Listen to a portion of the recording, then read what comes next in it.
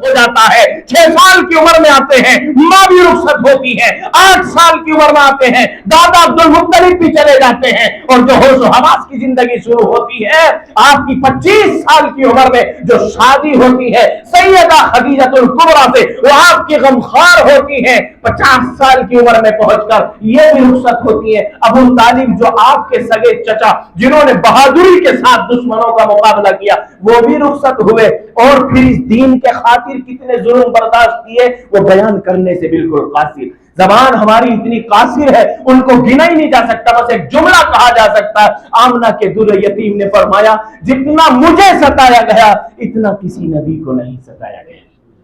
یہ اتنا بڑا یتیم ہے، یہ اتنا بڑا مظلوم ہے، یہ اتنا بڑا غم کو برداشت کرنے والا، لیکن اپنی امت کو کبھی تنہا نہیں چھوڑا۔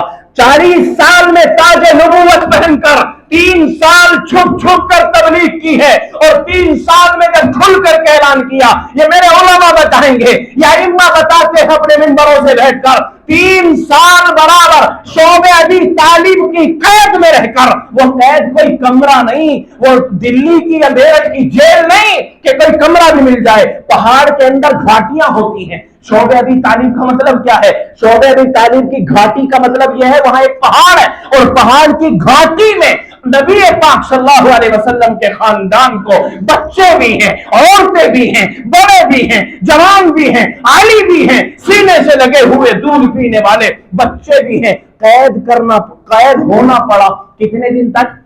1 ہفتہ، 2 ہفتے، مہینہ، 2 مہینے، 3 سال برابر شعبہ ابی طالب کی قید میں آپ رہے، اس گھاٹی میں رہے، سال میں 3 یا 4 مہینے کے لیے باہر آتے، اس میں کھانے خرچ کے لیے انتظام کر لیا ہوتا۔ وہی تو وہ وقت ہے کہ ان حضرات نے، اس خاندان نبوت کے خاندان نے اسی وقت میں گھاس کے تنکے کھائے ہیں، پتھر چبائے ہیں، تنکے اور پتے کھا کر اس ایمان کی حفاظت کی ہے، پھٹے ہوئے کپڑوں میں کانٹے دے کر، بٹن نہیں، کانٹے دے لیے ببول کے اور اس کو چمٹا لیا، کانٹے لگا کر، پیوند لگا کر، کچے چمڑے پہن کر، اپنے پیروں کو زخموں سے بچانے کے لیے کپڑے لپیٹ کر سفر کیے ہیں۔ ان حضرات نے یہ ایمان اسلام مجھ تک اور آپ تک ویسے ہی نہیں پہنچ گیا، قربانیاں دی ہیں، فاقوں نے کچھ نہیں بگاڑا، تنگی نے ان کا کچھ نہیں بگاڑا، ایمان بڑا مضبوط رہا، ایمان بڑا سالم رہا۔ جانثار صحابہ کی مثال دیر تک کہیں مل سکتی ہے۔ حضرات صحابہ نبی پر کتنی جان دینے والے، مہاجر اور انصار تو سمجھتے ہیں، ہجرت کر کے جو مدینہ پہنچے یا حبشہ پہنچے ان کو مہاجر کہتے ہیں، ان کی مدد کرنے والوں کو نصارہ کہتے ہیں۔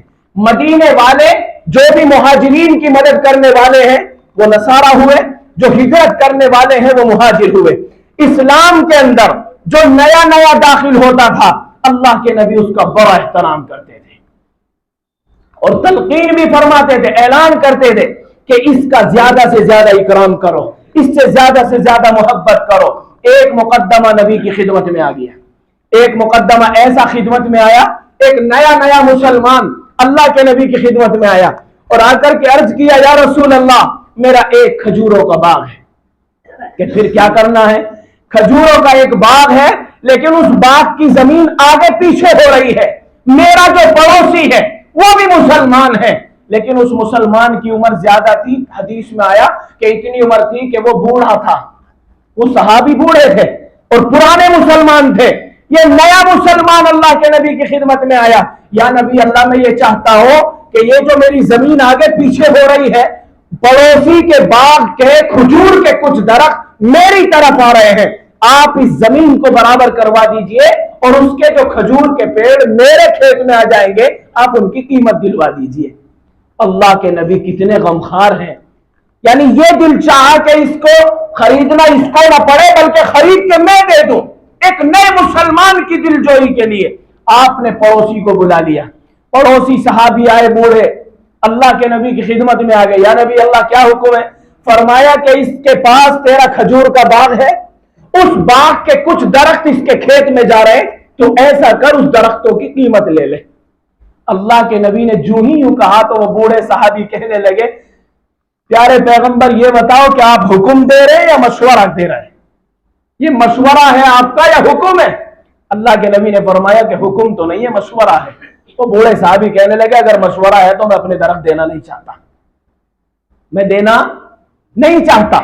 आपने ऐलान किया भरी मजलिस में कि इस ईमान वाले मेरे भाई के लिए, इसके खेत को बराबर करने के लिए उन दरख्तों को जो खरीद कर दे, मैं उसके लिए जन्नत के बाग का जामिन होता हूं। हजरात सहाबा जन्नत के नाम पर तो मचल जाते थे, उछल जाते थे, कुर्बान होने को तैयार होते थे, जान की बाजी लगाते थे, माल की बाजी लगाते थे। एक सहाबी खड़े हो गए, या नबी अल्लाह, जन्नत के बाग की जो ये फजीलत आपने बयान की है, अगर मैं खरीद के दे दूं तो क्या ये इनाम मुझे भी मिलेगा? अल्लाह के नबी मुस्कुराए और फरमाया कि हाँ क्यों नहीं, अगर तुम खरीद के दे दोगे तो ये इनाम तुम्हें भी, मैं जिम्मेदारी लूंगा, जन्नत में इससे बड़ा बाग तुम्हें दिलाऊंगा। अब जन्नत में बाग उसी को तो मिलेगा जो जन्नत में जाएगा। जन्नत में जब बाग मिलने का मतलब यह है कि जन्नत में जाना तय हो गया। अगर कोई कहे कि जन्नत में अल्लाह तुझे ये नसीब करेगा, तो जन्नत में जाकर ही तो नसीब होगा, जो जन्नत में जाएगा ही नहीं तो उसको नसीब कहां से होगा? तो दरख्त कहकर जन्नत वाजिब हो रही है। अब ये सहाबी मचल गए, मजलिस से खड़े हो गए, चले गए, मौका देखकर उस बूढ़े सहाबी के घर गए और जाकर के कहा कि मेरे भाई वो 7 दरख्त हैं। कितने दरख्त हैं? 7 दरख्त हैं जो पड़ोसी के खेत में जा रहे हैं। 7 दरख्त, तो इनकी कीमत ले ले। कि तुम कीमत दोगे? कि हाँ मैं कीमत दूंगा। अब सहाबी का जज्बा देखिए मुसलमानों, ये जन्नत के बाग के लालच में कहां तक जाता है, अल्लाह के नबी की जबान की अहमियत को समझकर कहां तक कुर्बानी देता है। अब ये बूढ़ा सहाबी, क्योंकि इसके बिल्कुल जहन में मुकाबला नहीं था और इसके जहन में यह था मुझे तो देना ही नहीं। अब जब आदमी को कोई चीज देनी नहीं होती तो सीधे सीधे 10 रुपए के सामान के 100 रुपए मांगो, खरीदने वाला वैसे पीछे हट जाएगा। बूढ़े साहबी ने कहा कि अगर तुम लेना ही चाहते हो